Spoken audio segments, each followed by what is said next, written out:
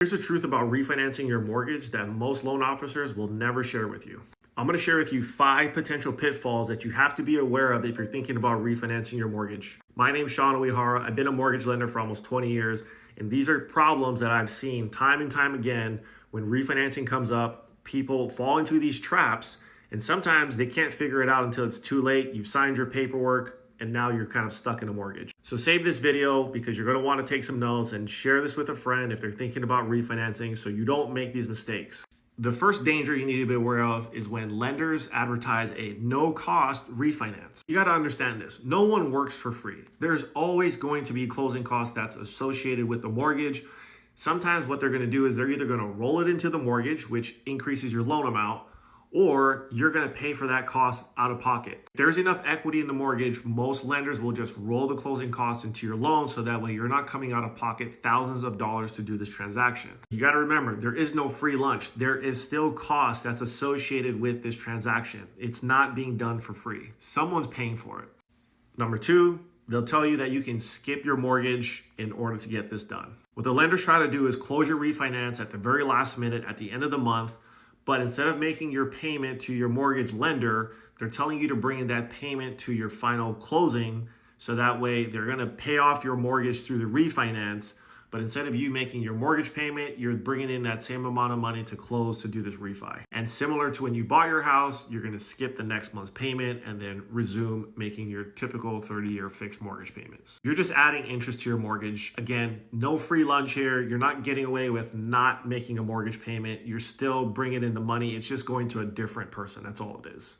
Danger number 3, they tell you that this escrow balance that you have in your current mortgage is going to get refunded back to you. Again, they're trying to make it look sexy, like you're getting all this money back at closing, but all it is the escrow account that's in your current mortgage gets refunded back to you. But remember, as you start your new mortgage, you're bringing in money to then reestablish a new escrow account. So again, it's not new money that's coming back to you or this big refund.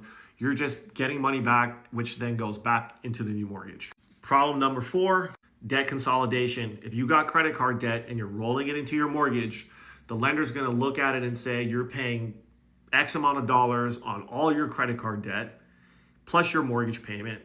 But now if we rolled all the debt into the mortgage, you only have your mortgage payment. So they're going to try to sell you on the fact that now you're saving thousands of dollars a month to do this refinance. Given this might work, but you have to be disciplined about the credit card debt, because I've seen this happen so many times where clients will refinance, they'll consolidate their credit card debt into their mortgage, and then 3, 4, 5 years down the road, they've accumulated that same amount of credit card debt again.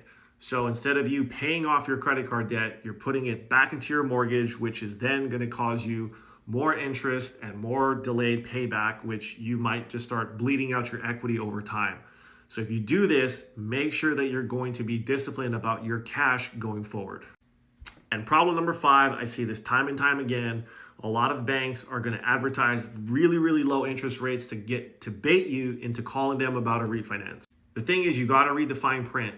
And it says in the bottom fine print what credit score you need to have, the occupancy of the home, the LTV, which is your loan to value, sometimes even your debt to income ratio, and the type of property it is. So there's all these other requirements that need to be met in order to get that really, really low interest rate.